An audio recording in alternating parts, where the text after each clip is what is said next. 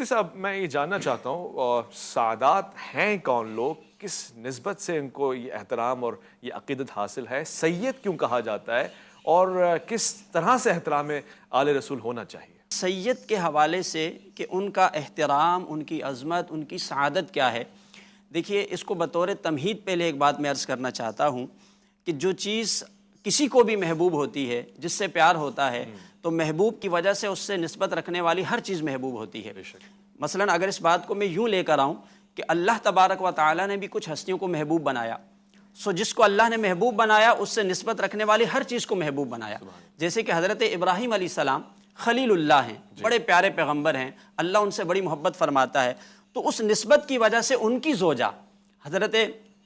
زوجہ جب صفا و مروہ پر چلتی ہیں اور ان کے قدم مبارک لگتے ہیں، اب دیکھیں ان کی اہلیہ ہیں، ان کی زوجہ ہیں، لیکن اللہ کو ابراہیم علیہ السلام سے پیار تھا، تو آپ نے فرمایا کہ شعائر اللہ ان الصفا والمروۃ من شعائر اللہ، کہ اب یہ صفا اور مروہ اللہ کی نشانیوں میں سے ہیں، حالانکہ وہاں ان کے قدم لگے ہیں، لیکن وجہ یہ ہے کہ ابراہیم خلیل اللہ اللہ کے پیارے ہیں، ان کی نسبت سے ان کی زوجہ کے قدم لگے تو وہ مقام بھی مقدس ہو گیا۔ حضرت ابراہیم علیہ السلام جس پتھر پر کھڑے ہو کر عبادت کرتے تھے، یا جس پتھر پر کھڑے ہو کر آپ نے دعا مانگی، یا جس پتھر پر کھڑے ہو کر بیت اللہ کی تعمیر کی، مختلف روایات ہیں، اس کے بارے میں حکم فرمایا کہ وَاتَّخِذُوا مِن مَّقَامِ إِبْرَاهِيمَ مُصَلًّى، اسے صحن حرم میں نصب کر دیا جائے، یہاں پر نماز پڑھیں، لوگ آ کر سجدہ ریز ہوں،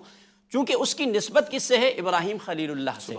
اب جب دیگر انبیاء کا ان کی عظمت احترام کا یہ تقاضا ہے، تو ہمارے نبی پاک صلی اللہ علیہ وآلہ وسلم جو سرکار دو جہاں ہیں، جو اللہ کے محبوب ہیں، اب ان کی نسبت جس چیز سے بھی ہوگی لازماً اس چیز کا احترام ہوگا۔ حضرت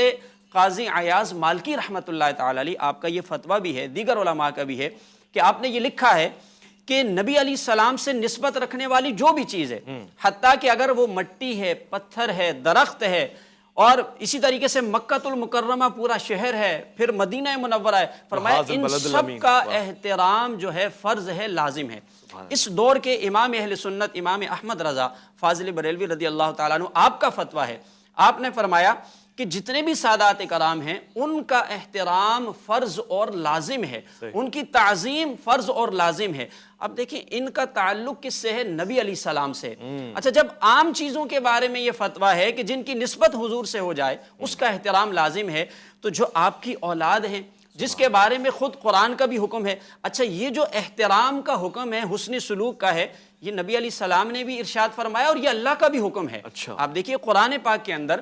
دیگر انبیاء کا تذکرہ آتا ہے کہ انہوں نے جب تبلیغ فرمائی، توحید اور رسالت کا جب پیغام پہنچایا، مثلا حضرت نوح علیہ السلام کا تذکرہ آتا ہے، تو وہ اپنی قوم سے یہ کہتے ہیں کہ یا قوم لا اسألکم علیہ مالا، کہا کہ اے میری قوم، یہ جو میں تبلیغ کرتا ہوں اس پر مجھے کوئی بھی مال و دولت، کوئی اجر تم سے نہیں چاہیے۔ حضرت ہود علیہ السلام کا ذکر آتا ہے، وہ بھی تبلیغ فرماتے ہیں، وہ اپنی قوم سے کہتے ہیں یا قوم لا اسألکم علیہ اجرا ان اجری الا علی الذی فطرنی۔ لیکن آپ دیکھیں جب نبی علیہ السلام کی باری آئی تو نبی علیہ السلام نے بھی وہی توحید رسالت کا پیغام پہنچایا، لیکن تھوڑا سا نقطہ بدل رہا ہے، تھوڑا سا دیکھیں آپ زاویہ بدل رہا ہے۔ یہاں پر فرمایا قل لا اسألکم علیہ اجرا الا المودۃ فی القربى، فرمایا میں بھی تبلیغ رسالت پر کوئی اجر طلب نہیں کرتا، لیکن جو میرے قربا ہیں ان سے مودت چاہتا ہوں۔ اچھا، یہ قربا کے بارے میں امام اہل سنت نے لکھا کہ اس سے مراد سادات کرام ہیں، اس سے مراد اہل بیت عظام ہیں، یہ قربا سے مراد۔ اور یہ اب اللہ کا حکم ہو گیا کہ جتنے بھی سادات ہیں ان کا احترام تم نے کرنا، یہ تم پر فرض اور لازم ہے، اجر رسالت کی صورت میں،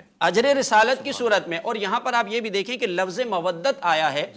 قرآن میں لفظ محبت بھی آیا ہے، وَأَلْقَيْتُ عَلَيْكَ مَحَبَّةً مِّنِّي، لیکن یہاں پر مودت کا لفظ آیا ہے۔ علماء نے، لکھنے والوں نے لکھا ہے کہ ویسے تو بظاہر دونوں کا معنی ایک ہی، محبت کرنا، لیکن ایک باریک سا فرق ہے۔ محبت اور مودت میں فرق یہ ہے، محبت وہ چیز ہوتی ہے کہ اگر دو محبت کرنے والے دور بھی ہو جائیں تو وہ پھر بھی زندہ رہ سکتے ہیں، لیکن مودت یہ ہوتی ہے کہ اگر وہ جدا ہو جائیں تو زندگی کا خاتمہ ہو جاتا ہے۔ مثال دیتے ہیں کہ جیسے مچھلی پانی میں ہے، اسے پانی کے ساتھ اس کا تعلق مودت والا ہے، اگر وہ الگ ہو جائے تو اس کی موت واقع ہو جاتی ہے۔